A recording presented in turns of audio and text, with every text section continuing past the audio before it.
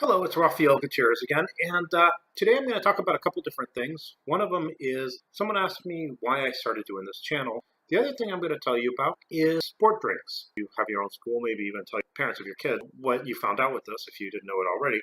The other thing that I have to do before anything else is I have to apologize. I butchered Tichen's name. Sensei Tichen is the person who his YouTube page is here. I recommend going to it. He has a lot of really interesting and good drills. But we were talking, I messed up his name, and I messed it up on the video too. So hopefully he accepts my apology. I'm sorry for butchering, and I hope not to do it again. If I ever do use something someone sent me and I mess up your name, please let me know, because I'm trying to thank you guys for helping me out, and I hope I at least have the courtesy to have your name correct. Now, the first thing I'm going to tell you is why I started the channel. The truth is, I started it not really thinking of how I would get viewers or even trying to get viewers. What I really wanted to do is I just wanted to make a channel where I could send my students videos of themselves. And the reason I started doing that was because I noticed that when I trained on my own, I thought I was doing certain things correctly, but when I watched myself on video, I realized that, for instance, I'd stand like this instead of having my shoulders back. And maybe sometimes I'd pull here instead of coming back this way. And so I was able to use these videos to help my own training. So I decided to videotape some of my kids and show them where they were actually making their mistakes so they could see themselves rather than just hear me try to correct them. Now from there, I started seeing that there were a lot of people who were talking about injuries and the anatomy of different things. And some people were really good at it. Some people had no idea what they were talking about and were technically just giving wrong information. They didn't understand the basics of the human body. So a lot of people were coming out getting bad information. And so I figured the best way for me to combat the wrong information is to make a channel where I gave the information as we see it in science. Now, there are some people who might tell me, well, they don't believe in the scientific method. That's the best we have. What ended up happening is I started doing videos on the anatomy of injuries and martial arts and looking at different things and why things are done a certain way. And one of my students in anatomy asked me why I didn't do a video on just, the basics of anatomy. And I really wanted to do it, but I didn't know quite how to do it. And I found some people were using whiteboards and writing everything down. So I decided to try this similar thing, but I used just a piece of paper on my phone, write down what was happening and why in the human body. And I made the playlist, which I call Anatomy a Self-Study, which pretty much was initially meant to help my students get the basics of anatomy. Now, I also started thinking, wouldn't it be great if I was able to email this to my students in anatomy before they even sat in the class? And so I decided to do that as well. I'm still doing that. I'm still making these videos as I'm talking. But I also figured there are a lot of people in martial arts who want to know the anatomy of the human body so they can actually apply it to their own studies. The sad part about anatomy is it has a pass rate of about 50% nationwide. My pass rate is a lot higher than that. I found ways that by organizing certain things and combining certain topics together, my students do better, and I can give them more information. The professors will actually organize it their way and be able to give more information that way. But the thing that I actually figured is when you have a class with 50% pass rate and you have people who want to take it but they don't need a grade, they can actually use this, start teaching themselves anatomy. That's actually how the channel came about, and that's where it is now. Ideally, I do want to eventually have physiology, microbiology, and I want to go into a lot of different things that people don't really think about, but would really help in anatomy and martial arts, such as the muscles used in gait, which I haven't gotten to yet. Skin is going to be really important, especially as I've seen all these videos where they show how easy it is to cut through, but they usually don't use any skin. I actually want to show you how hard it is to really cut skin. Most people don't realize I helped a friend of mine a class where they were talking about connective tissue, and we found out how hard it is to break and rip tendons and tear skin. That's why this began and why it's evolving and constantly changing. I do want it to change, and I want it to be, I've made this comment before, I want this to be our channel. I want you to be able to answer your questions. I want when things come into your mind and it's like, wait a minute, if that's true, then why X, Y, Z? I want you to be able to answer it. And I also want you to be able to feel like you can challenge. Now, I mean challenge. I don't mean, well, no, that's wrong. I mean, bring out some information that you've heard. Well, I've seen this. Why this if what you're saying is this? And a lot of times, we'll actually be able to explain a lot of times what happens. I have a student who was telling me that when he was in had a student, he now became a friend, who told me that when he was in my biology class, the entire class, which was about 200 people, got together and decided that they were going to play Stump the Professor. they started reading before class to try to find things that they figured I wouldn't be able to answer. So they'd end up bringing, I think one of the things is pork not considered, why is pork not eaten in the Middle East and in Judaism?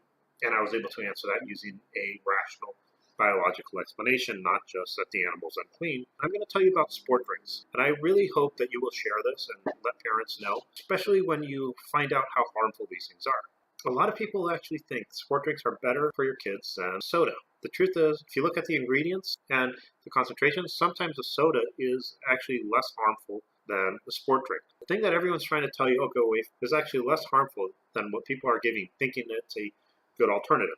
And I'm going to use the American Association of Pediatrics website. I use that for a lot of the information. But this doesn't just mean it's pediatric. It also does the same thing with adults. What does the American Association of Pediatrics recommend for sport drinks? It pretty much says children should rarely, if ever, drink these things. About the only reason someone would want to give kids a sport drink is if they had explosive diarrhea. So pretty much, I guess they shouldn't really be called sport drink. They should be called diarrheal drinks. If you have diarrhea, then maybe it's a good idea. The other thing is if you're so severe dehydrated that it's clinical dehydration, there you actually want to go to a hospital and have them take care of it. What we see is for the electrolytes, it's not really that important. What is an electrolyte? Well, it's what the body craves, right? Bondo. But the truth is, electrolytes, all they are is salts. A lot of people think, oh, but when you're exercising, you sweat and you lose a lot of salts. Well, your skin can reabsorb a lot of the salts that you sweat. And most of the stuff you're going to lose is water. Now, I'm going to show you where you lose most of your water when you're exercising. Put your hand out, open your mouth, and breathe into your palm 3 times. What you notice is it gets a little moist. As you breathe out water vapor. And that water vapor is coming from your body, and that's what can cause your dehydration.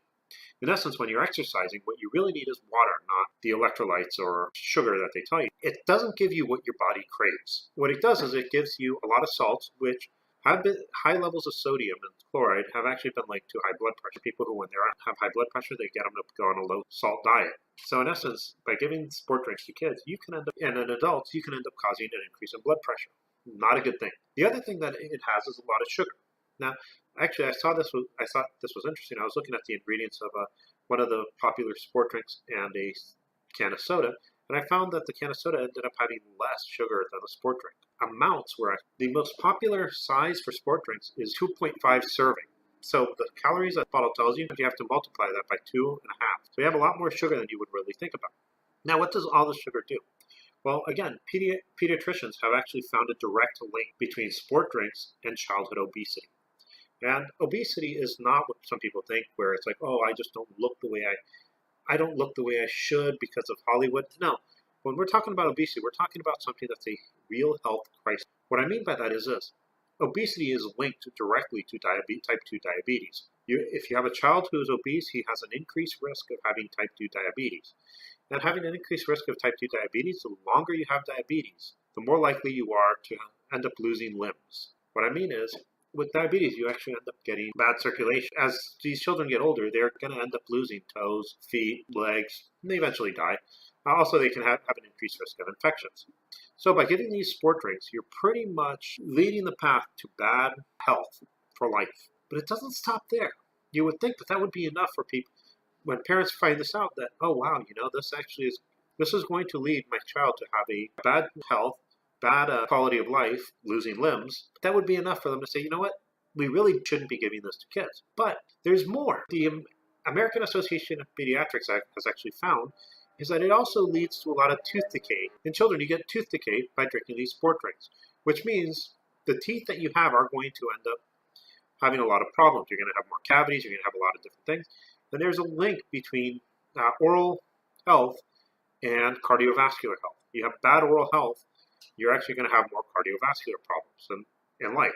So this is what we see in kids, and we can actually take this to adults. Those people who are drinking these sport drinks, as children, you're going to end up having more obesity, end up leading to diabetes, end up leading to an early death.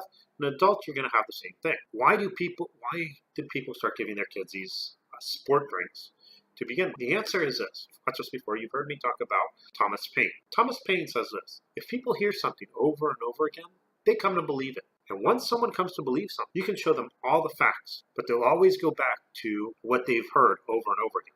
It's a whole idea of common sense. Common sense isn't necessarily a good thing. It usually is wrong. What it is as you hear something, you believe it because, well, you've heard it 100 times. It has to have some truth to it, right? Well, in advertisement, the answer is no. Advertisers can tell you whatever the hell they want. And if you believe it, well, that's you who's deciding to buy it. I have worked with a elementary school for a little bit. And what I noticed is a lot of the kids who were actually obese, their parents sent them kids with these big bottles of sport drinks. And I would tell the kids, I don't want to see sport drinks if I'm teaching you anything. And it was funny. One little girl says, "Can you tell my mom because I hate these things, but she makes me drink them because she thinks they're good for me." So the child didn't want to drink it. It was the parent who thought, "Oh, well, this is good. Let's dump a bunch of sugar water into my kid's mouth," and didn't realize that she was actually the cause of her child's health problems. That's one of the big things with these sport drinks. You actually do want to tell, if you have a dojo, especially if you have kids who are slightly overweight, if you don't feel like telling your parents directly, you lead them to this video. Let them know, look, this is what we know about sport. This is what we know about sport drinks.